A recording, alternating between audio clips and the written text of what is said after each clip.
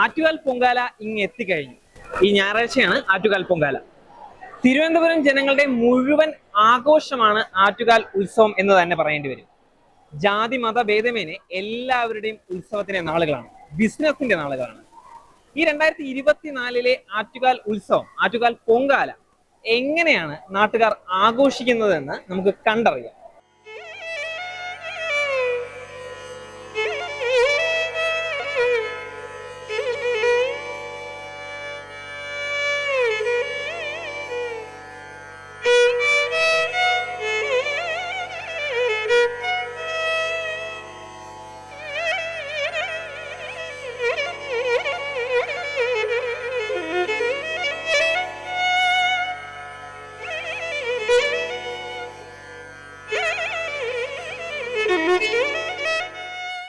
നാളെ കുംഭമാസത്തിലെ പൂരം നക്ഷത്രം.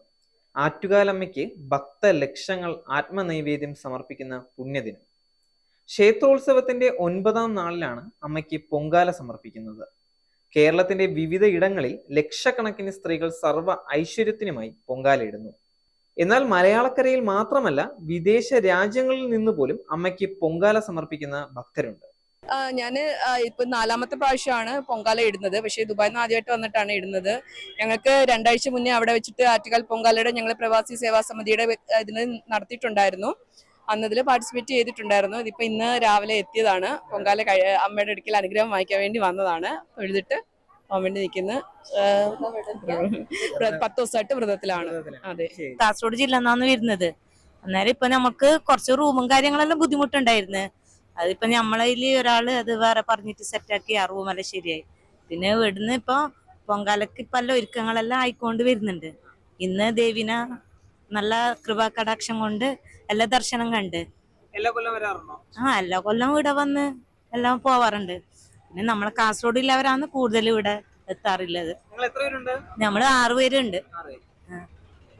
ഇവിടുത്തെ ആറ്റുകാല് പൊങ്കാല എന്ന് പറയുമ്പോ നമ്മളെ കാസർഗോഡ് ജില്ലയില് വലിയൊരു ആഘോഷമാണ്. ഞങ്ങളിവിടെ കൊല്ലന്തോറും വരാറുള്ളതാണ്. ഞങ്ങൾ കോഴിക്കോട് നിന്നാണ്. ഞങ്ങൾ ഇന്ന് വന്നതാണ്. എല്ലാ കൊല്ലം വരാറുണ്ട്. ഓ, ഭയങ്കര സന്തോഷാണ്. അമ്മന്റെ ഭയങ്കര തന്നെയാണ്. നമുക്ക് അത് വരാൻ തോന്നും. കൊല്ലം വരാൻ തന്നെ തോന്നും. ഭക്തജനങ്ങൾക്ക് മാത്രമല്ല, ബിസിനസ് ചെയ്യുന്നവർക്കും ഉത്സവത്തിന്റെ രാവുകൾ തന്നെയാണ് ആറ്റുകാൽ പൊങ്കാല ദിനം. സ്ത്രീകളുടെ ശബരിമല എന്ന് തന്നെയാണ് അവർ ഇതിനെ വിശേഷിപ്പിക്കുന്നത്. ബിസിനസ് 3 വർഷത്തിന് ശേഷം പൊന്നമ്മച്ചിര നടയിലെ ഉത്സവം ഇപ്രാവശ്യം ഭയങ്കര അതിഗംഭീരമായിട്ട് നടക്കുന്നു. നല്ല സന്തോഷമുണ്ട്. അമ്മയ്ക്ക് നല്ല ഐശ്വര്യവും അമ്മയ്ക്ക് നല്ല ഒരു ഭാഗ്യവും തന്നെ. കാരണം എന്താന്ന് വെച്ചാൽ നമുക്ക് എത്രയോ നാള് കഴിഞ്ഞതിന് ശേഷമാണ് ഇങ്ങനെ ഒരു പൊങ്കാല വരണത്. അപ്പൊ അതെല്ലാം കൂടെ കൊണ്ട് നമുക്ക് നല്ലൊരു ഭാഗ്യം ഐശ്വര്യം നമുക്ക് ഉണ്ടാവുന്നുണ്ട്. എനിക്ക് കച്ചവടവും നടക്കുന്നുണ്ട്.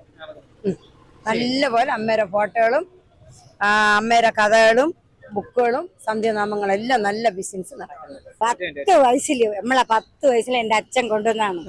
48 വർഷം കൊണ്ട് ഈ നടയിൽ ഇരുന്ന് കച്ചവടം ചെയ്ത് ഞങ്ങളെ അമ്മ പട്ടിണിയില്ലാതെ ഒരു തൊല്ലലില്ലാതെ ഐശ്വര്യമായിട്ട് ഞങ്ങളെ കുടുംബത്തിൽ ഒരു ആപത്തില്ലാതെ നമ്മൾ കഴിയാൻ. അതുകൊണ്ട് എല്ലാ അനുഗ്രഹവും നമ്മളെ അമ്മയ്ക്ക് ജനങ്ങൾക്കും ഉണ്ട്.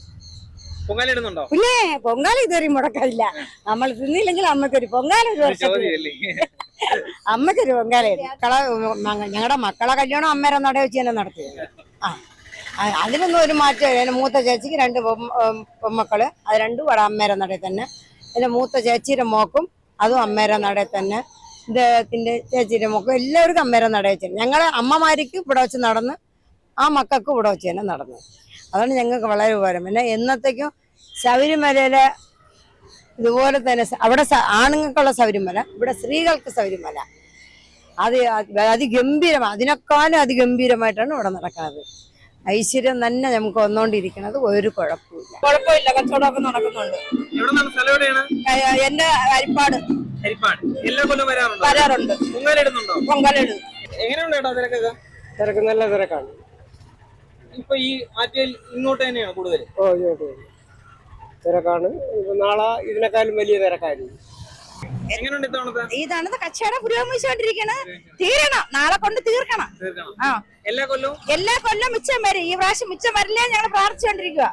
എല്ലാ വർഷവും തിരിച്ചു വാരി കെട്ടക്കാണ് ജോലി ഞങ്ങൾക്ക്. ഈ വർഷം ഞങ്ങൾക്ക് അങ്ങനെയുള്ള ഇട വെക്കല്ല ആറ്റം അമ്മച്ചെന്നാണ് ഞങ്ങൾ പറഞ്ഞോണ്ടിരിക്കുന്നത്.